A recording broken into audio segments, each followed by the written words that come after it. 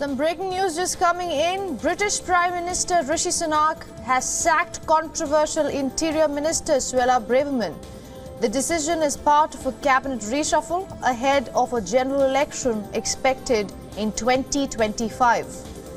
Sunak came under growing pressure to drop Braverman after critics accused her of heightening tensions during pro-Palestinian demonstrations across London, as well as counter-protests in Britain.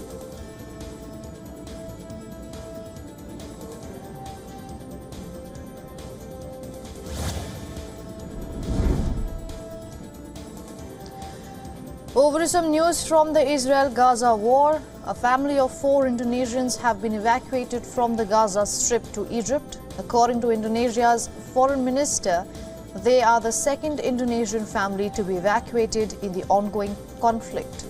Gaza officials have said that the Rafah border crossing will reopen on Thursday to allow more foreigners to exit.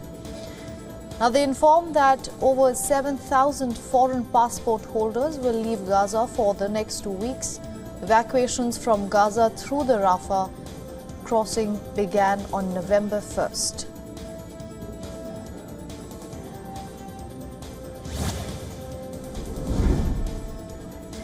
Thousands of people have been trapped in Gaza's biggest hospital. The Al-Shifa hospital is caught in a blistering Israeli assault in the Gaza Strip. The World Health Organization has warned that the government has ceased to function and fatalities are rising among the patients. Officials say that lack of fuel has led to the death of 5 premature babies and 7 critical patients at the Al-Shifa hospital. According to the Deputy Health Minister in the Hamas-run Gaza Strip, the death toll among patients is bound to rise in the coming hours.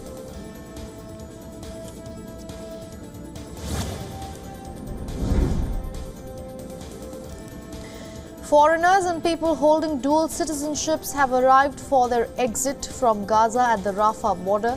According to officials, the first group of foreigners and injured Palestinians arrived in Egypt after the Rafah border crossing was reopened. Evacuations through the border crossing were suspended for a 3rd time on Friday over hurdles in transporting injured Palestinians from northern Gaza.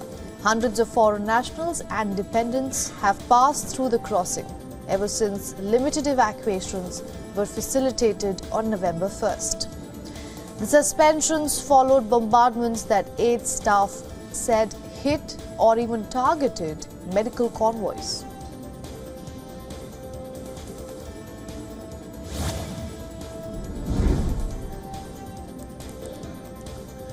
Amid the India-Canada diplomatic standoff, Canadian Prime Minister Justin Trudeau has reiterated his claim that India breached the Vienna Convention by relocating over 40 Canadian diplomats. Now, India's Foreign Office had earlier asserted that New Delhi did not violate the Vienna Convention. India expelled the Canadian diplomats after the Canadian Prime Minister Justin Trudeau alleged an Indian hand in the killing of the wanted Khalistani terrorist Hardeep Singh Nijjar. India said the decision to expel the diplomats was taken to maintain parity in mutual diplomatic presence in New Delhi and Ottawa.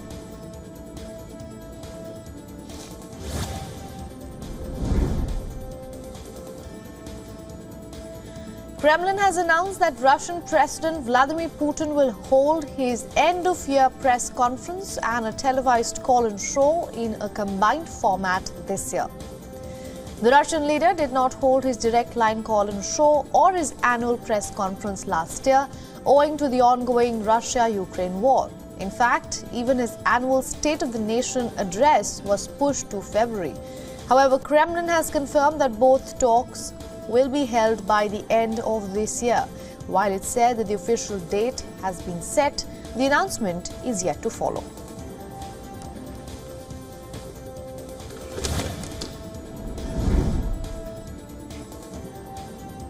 At least 40 construction workers were trapped after a road tunnel collapsed in India's Uttarakhand state. Rescuers are still trying to reach the workers stuck beneath the debris, and the police said that about 150 meters of the 4.5-kilometer long tunnel had collapsed after a landslide.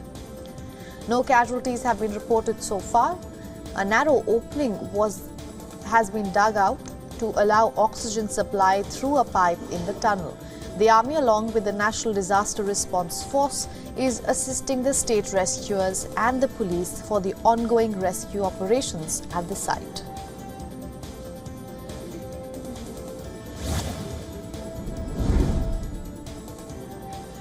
US Defense Secretary Lloyd has said that Washington carried out 2 airstrikes in Syria against Iran and its aligned groups. Sunday's strike is the latest response to a series of attacks against American forces in Syria and in Iraq. The Defense Secretary said that the strikes targeted a training facility near the city of Al-Bukamal and a safe house near the city of Mayadeen. Now, Austin added that the strike is an indication that US will defend itself, its personnel and its interests. The strike is the third since October this year in response to American troops being targeted after the Israel-Gaza war.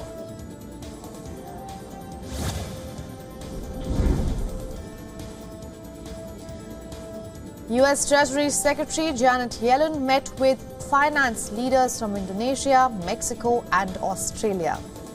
Now, the meeting is being closely followed by the Asia-Pacific Economic Cooperation Gathering of leaders scheduled for 15th to the 17th of November in San Francisco.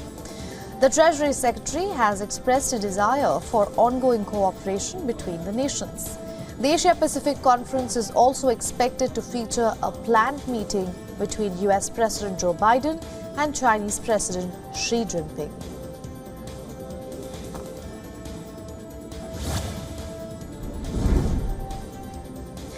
The Australian Prime Minister has said that his country will issue a national apology to all citizens affected by the thalidomide tragedy. Now, this comes more than half a century after babies were born with birth defects when mothers took the morning sickness pill. Thalidomide, that was the active ingredient in a sedative given to mothers in the 1960s, caused deformities in unborn children. It was found to cause malformation of limbs, facial features and internal organs. Prime Minister Anthony Albanese will deliver the apology in the Parliament on the 29th of November. Now, the drug killed about 80,000 children around the world before they were born. 20,000 more were born with defects.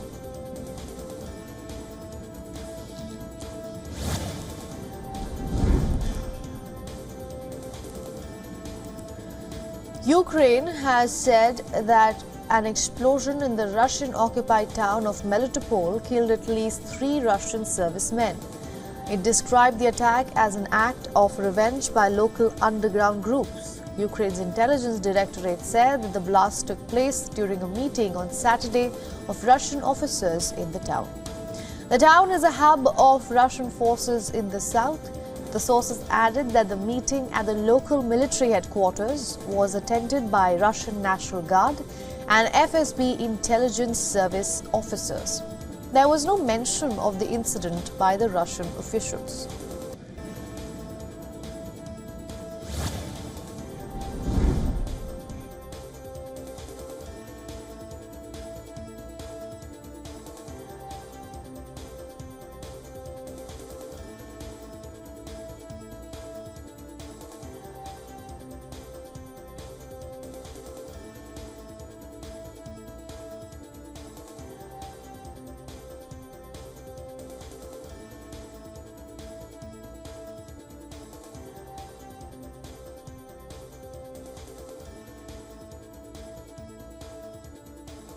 Five US Special Operation troops were killed after their helicopter crashed into the Mediterranean Sea.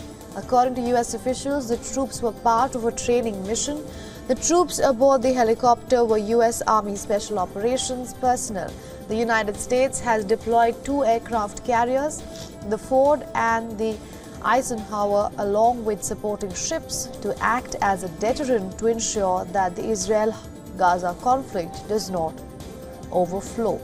Now, President Joe Biden and U.S. Secretary of Defense Lloyd have expressed condolences.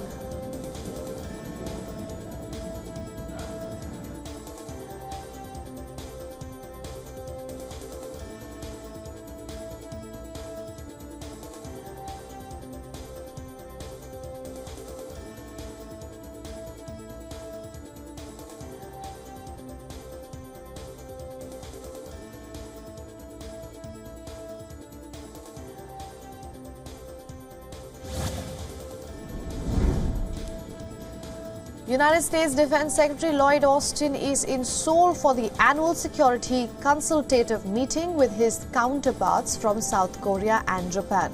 The defense minister talks focused on jointly countering the threats emanating from North Korea. They agreed to start a real-time data sharing operation on North Korea missiles. The ministers condemned the growing military cooperation between North Korea and Russia. South Korea's defense minister has said that the cooperation was a violation of UN resolutions. He also stressed the importance of peace and stability across the Taiwanese Strait. Now, the meeting was the first of its kind for the 3 countries.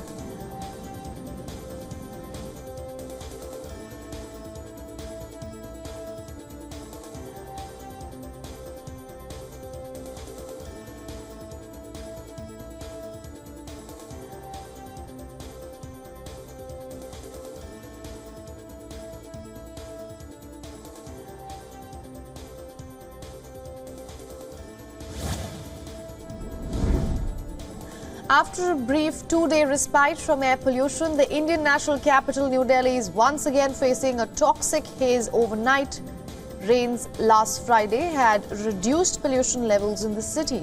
However, with city's residents defying a ban on firecrackers on Diwali, the air quality once again took a hit. According to the Federal Pollution Central Board, the air quality index, commonly known as AQI, has gone above 200 across all 40 monitoring stations in the capital.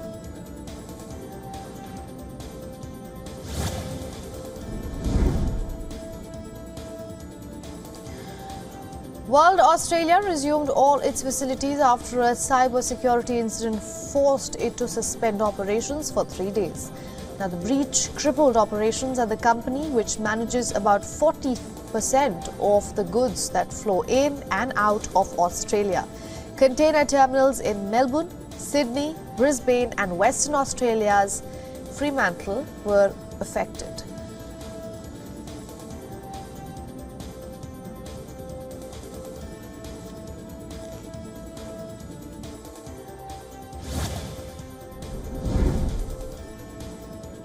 In San Francisco, activists protested corporate profits, environmental abuses, poor working conditions, and the Israel-Gaza war.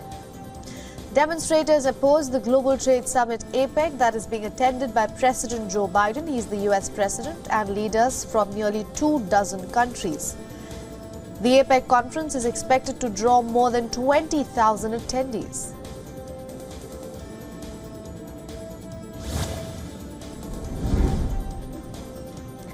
$80,000 people protested in Madrid against amnesty deal with Catalan separatists. The protest sparked after a right-wing call against future amnesty law for Catalan independence fighters behind a failed 2017 declaration of independence. The amnesty was granted by Prime Minister Pedro Sanchez in order to secure their support for his return to power.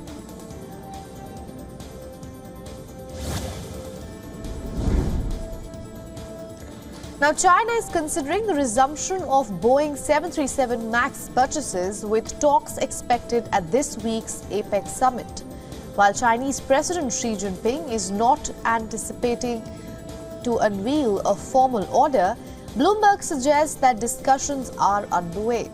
Boeing has been awaiting the green light to resume deliveries, halted for over 4 years after 2 fatal crashes.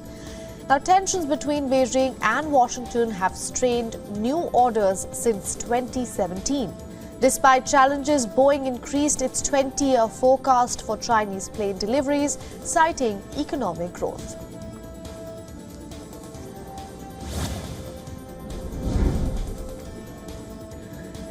The Japanese yen has hit a notable one-year low against the US dollar. Traders worldwide are closely monitoring the upcoming US Consumer Price Index data, seeking insights into the Federal Reserve's strategy for managing inflation. Despite a recent adjustment in Moody's outlook for the US credit rating to negative, the dollar remains largely stable. The yen, however, is grappling with the impact of rising US Treasury yields and continued dollar strength, touching 151.78 yen against the dollar, a fresh one-year low.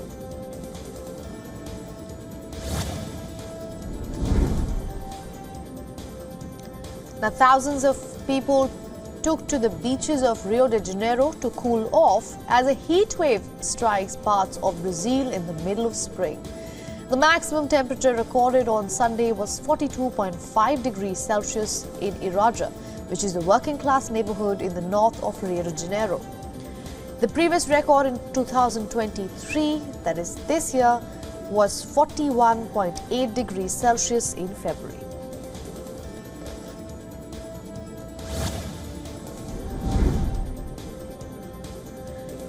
An Icelandic town home to 4,000 people near the capital of Reykjavik could be heavily damaged by a volcano expected to erupt within hours or days on the southwestern coast. It was evacuated after that, and magma was shifting under the Earth's crust, causing hundreds of earthquakes. Experts believe this to be a precursor to an eruption.